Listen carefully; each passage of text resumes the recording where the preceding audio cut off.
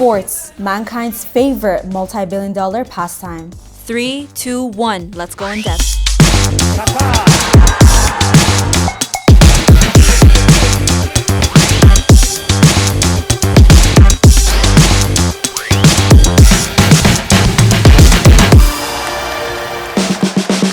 Human instincts for hunger and competition, as well as the innate presence of ego, have been around since the start of time, and so it's only natural for sports to become a core element of our existence. For centuries, sports has been a mobilizing force to bring people together, tear them apart, and even hash out differences. While in today's world a trophy suffices, athletes in the early days of sports had their eyes set on winning the heart of the princess in the country next door. Let's take it back 3,000 years, when men would use raw strength and arrows to compete as part of preparation for war or training as a hunter.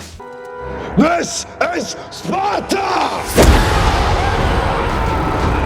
One of the earliest inscriptions of sports is a cave painting from around 7000 BCE in Mongolia that depicts a wrestling match. Another is a rock painting in Egypt from at least 6,000 years ago that captures humans swimming and performing archery. But 2100 BCE, ancient Sumer's Epic of Gilgamesh gave the world first ever documented accounts of sports actually being played. Belt wrestling. Yes, that was a sport. Around the same time in Egypt, monuments of pharaohs speculate that a number of sports were popular at the time, including wrestling, weightlifting, long jumping, swimming, rowing, and fishing. And of course, we can't talk about the history of sports without mentioning the good old Olympics in ancient Greece. This was first held in 776 BCE on the plains of Olympia and was seen as a festival of proto-games co-hosted by Elise and Pisa as part of a peace-inducing agreement. That's right, play games, not war. Part of that agreement is the Olympiad, or the 4-year time period between the ultimate games, which still dictates when the event is held today. Historical retellings of the first official games argue that the only event that actually took place on site was a 200-yard dash. But in later events, more racing was added, followed by wrestling competitions. It's believed that part of the early appeal resonating in the Olympics was that it encouraged men to get in shape so they could become better fit soldiers. Running, in particular, was seen as valuable. Over in Africa,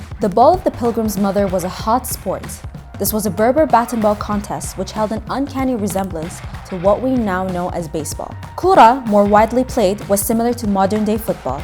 For sub-Saharan Africans, wrestling matches were regarded as means of celebrating or symbolically encouraging fertility for both humans and Mother Earth. But long before Europe's conquest was introduced to modern sports and marginalized native traditions, religion seemed to have played an integral role in constructing particular sports. From the Islamic Middle East all the way to the Indian subcontinent to China and Japan, wrestlers embodied and enacted the values of their cultures and religion through martial arts, combat sports, and swordplay. For centuries, prayers and rituals of purification were a crucial arm of the hand-to-hand combat of Islamic wrestlers. It wasn't a strange concept to combine the wrestler's skill with those of a mystic poet. The 14th century Persian Pahlavan, known as a ritual wrestler Mahmud Khawarizm, was both. And next door, the spectacle of 50 athletic Turks wrestled in Istanbul in 1582 to celebrate the circumcision of the son of Murad III. But what about places like the Gulf region? Arabs were keen on desert games, and falconry is commonly thought to have originated right here. Camel racing, which originated in what we know today as the United Arab Emirates, Bahrain, and Jordan, also has a long historical foothold in the region, though it carried a controversial history due to the use of child jockeys. Today, there is a hefty sum money in camel breeding, with millions of dollars worth of cash granted to owners whose camels make it to the finish line the fastest. This means caring for camels is a major part of life in the Gulf region. In fact, camel beauty pageants are a thing,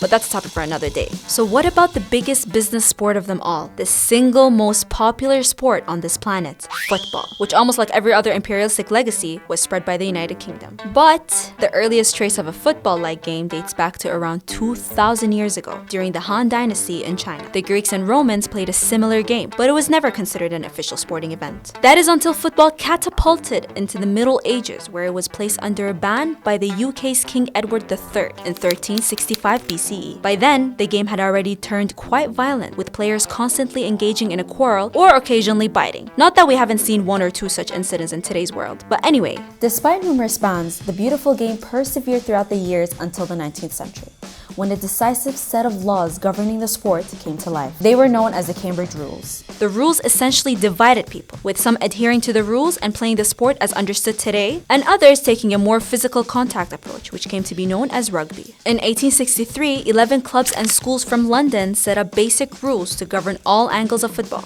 and that became what is now considered the official origin of modern football. And then in 1904, FIFA was assembled. Then came teams, leagues, tournaments, World Cups, etc., etc. In short, football has been referred to as the world's game, and there's a reason for that. No other sport is as widely recognized, and unofficial statistics suggest more than 3.5 billion fans are losing sleep over it. Maybe. Although sports has been heavily commercialized in recent decades, it does still create global unity, adrenaline, passion, and tears of pure joy. This is clear to see in the stands of the stadiums, where all ages, cultures, religions, and political views are set aside to cheer for that one athlete or that one glorious team.